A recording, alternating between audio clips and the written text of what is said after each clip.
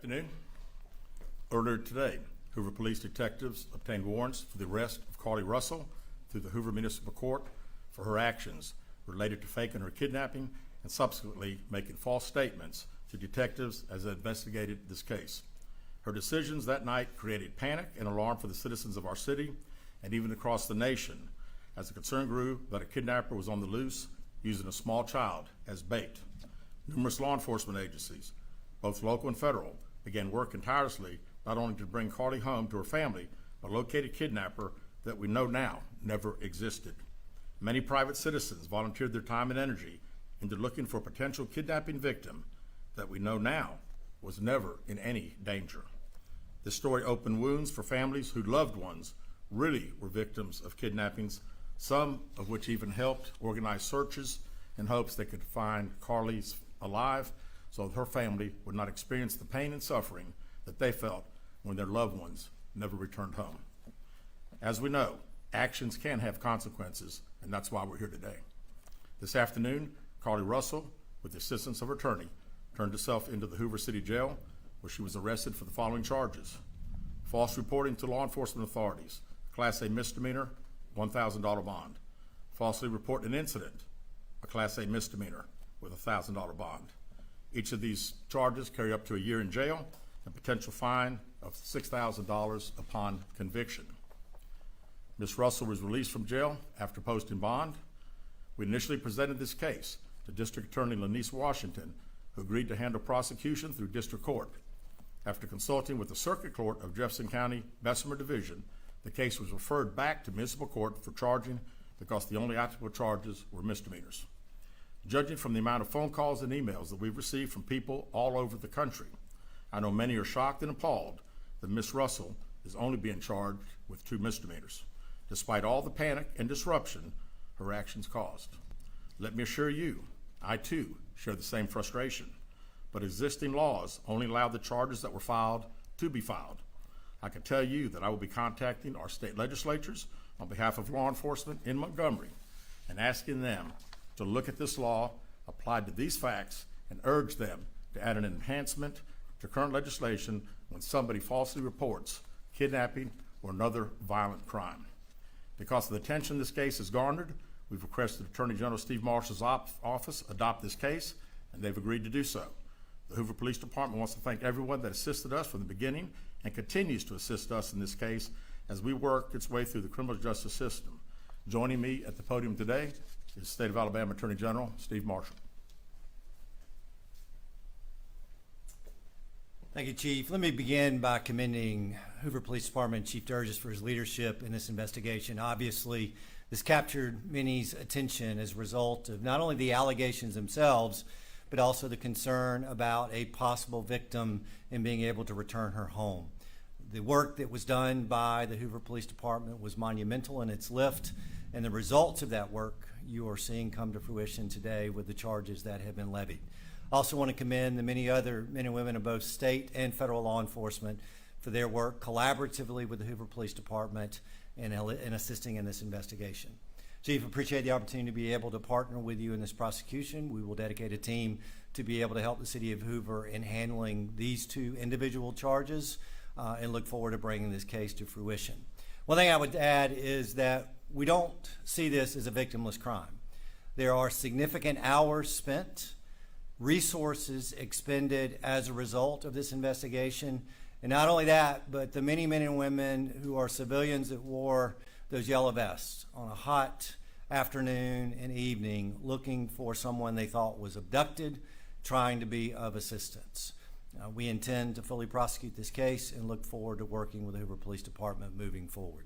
We also would tell you that we will continue to monitor this investigation to determine whether or not there are any additional charges that need to be brought, and we'll evaluate those as the facts are presented.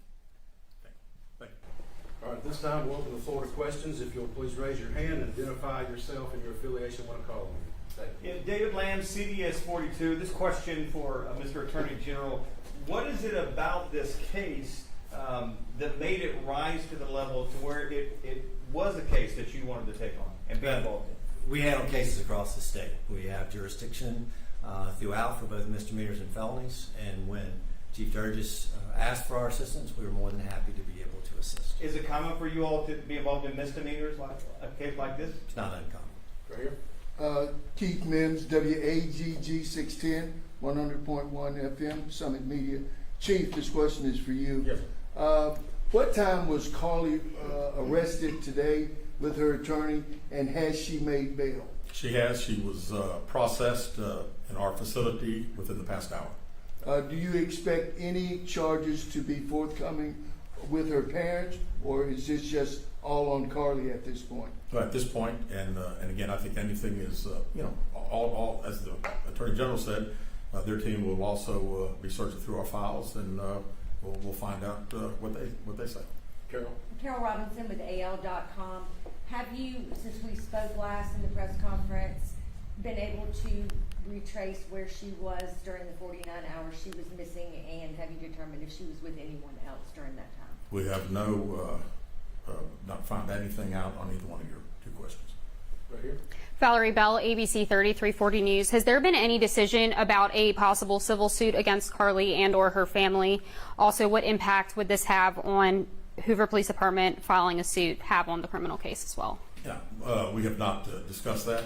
Of course, we talked about the hours of overtime and all the significant resources that we used, and we'll certainly be talking to the Attorney General's office about possibly getting some of those funds returned to us. Please. Lisa Crane, WBTM 13. In an earlier press conference, you outlined some items she had taken from her employer. Any potential theft charges for that? Those would have taken place in other jurisdictions. We would not have charges ourselves. Ashley Robinson, WBRC. Chief, do you mind repeating those charges and fines one more time for us? Sure.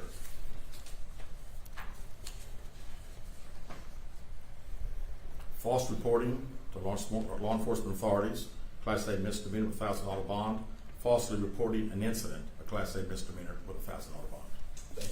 Chief, I know you mentioned this the last time we were together. Just wondering if you have any update on an idea of the cost that the Hoover Police Department expended in those 48, 49 hours CARLEE Russell was missing. And one final question, do you at this point have any more information if CARLEE Russell acted alone or anyone helped her? Yeah, we have not finished, obviously, the 49 hours. We've been certainly busy since her return, so I still don't have a total on that, and we don't have any idea where CARLEE Russell was for 49 hours. Right here. All right. Keith Mims, WAGG 610. Chief, let me ask you this. Going forward, there's been a lot of concern in the community as per young black and brown females being reported missing. Would Hoover and other agencies have the same fervor going forward as they did with the case with CARLEE Russell? Absolutely. This, as I said initially, our focus was bringing CARLEE home when she got home, and then our focus has been to find out if there was a kidnapping. We find out there's not. We work every case like all other law enforcement does, so I don't have any concern anywhere that would be an issue. And can I echo what Chief said? I've been Yes, in sir. law enforcement for 27 years. Yes, sir. No law enforcement throughout this state. I've never seen anybody interested in the color of your skin in investigating a criminal case. And I expect, regardless of your gender, your race, when that report is filed, that Alabama law enforcement is going to do its job. Absolutely. Valerie Bell, ABC 3340. What was her emotional state when she arrived to the jail today, and is she seeking any help at this point in time? I was not there, so I really can't tell you exactly, and I really don't know anything else. All right, last question. Ashley Robinson, WBRC. Chief, what are next steps after this? What is going to happen next? Well, right now, the Attorney General's office attorneys will start dealing with our detectives and going through case files and preparing prosecution, I presume. All right. Thank you guys very much. Will y'all be releasing a mugshot? Yes, we will momentarily. Thank you.